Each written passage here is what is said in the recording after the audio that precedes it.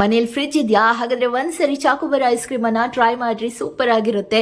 1 ಕಪ್ನಷ್ಟು ಸಕ್ಕರೆ, 1 ಕಪ್ನಷ್ಟು ಹಾಲಿನ ಪುಡಿ, 1/4 ಕಪ್ನಷ್ಟು ಕಾರ್ನ್ ಫ್ಲೋರು, ಸ್ವಲ್ಪ ಉಪ್ಪನ್ನ ಹಾಕಿ ಸ್ಟವ್ ಆನ್ ಮಾಡಿ ಇಟ್ಕೊಳ್ಳಿ. ಸೊ ಕಾರ್ನ್ ಫ್ಲೋರ್ ಹಾಕಿರೋದ್ರಿಂದ ಅದು ಗಟ್ಟಿ ಆಗ್ತಾ ಹೋಗುತ್ತೆ. ಸೊ ಚೆನ್ನಾಗಿ ಮಿಕ್ಸ್ ಮಾಡ್ತಾ ಬನ್ನಿ. ಗಟ್ಟಿಯಾಗಿ ಚೆನ್ನಾಗಿ ಕೂಲ್ ಆಗಿದೆ, ಕಂಪ್ಲೀಟ್ ಆಗಿ ಕೂಲ್ ಆಗ್ಬೇಕಿದು.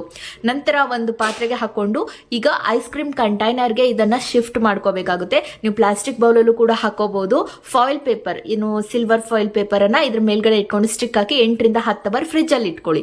ಇವಾಗ ಯಾವ್ದಾದ್ರು ಒಂದು chocolates, dark chocolate, dairy milk ಆಗಿರ್ಬೋದು, ಕೆಳಗಡೆ ಒಂದು ಬಿಸಿನೀರಿನಲ್ಲಿ ಆ ಪಾತ್ರೆನ ಇಟ್ಕೊಂಡ್ಬಿಟ್ಟು ಅವು ಮೆಲ್ಟ್ ಆಗ್ಬಿಡುತ್ತೆ ಚಾಕ್ಲೇಟ್ಸ್ ಬಂದ್ಬಿಟ್ಟು. ಸೊ ಈಗ 8 ರಿಂದ 10 ಅವರ್ಗೆ ಇದು ಗಟ್ಟಿ ಆಗಿರುತ್ತಲ್ವಾ. ಇನ್ನು ಐಸ್ ಕ್ರೀಮ್ ಬಂದ್ಬಿಟ್ಟು ಆ ಒಂದು ಡಾರ್ಕ್ ಚಾಕ್ಲೇಟ್ಸ್ ನಾವು ಕ್ರೀಮ್ ಆಗಿ ಮಾಡ್ಕೊಂಡಿರ್ತೀವಲ್ಲ, ಅದ್ರಲ್ಲಿ ಒಂದ್ಸರಿ ಇದನ್ನ ಹತ್ಕೊಂಡ್ಬಿಟ್ಟು ಮತ್ತೆ 30 to 40 ಡಿಗ್ರಿ ಸೆಲ್ಸಿಯಸ್ ನಲ್ಲಿ ನೀವು ಇದನ್ನ ಕೂಲ್ ಮಾಡಿದ್ರೆ ಡಾರ್ಕ್ ಫ್ಯಾಂಟಸಿ ಆಗಿರುವಂತ ಸೂಪರ್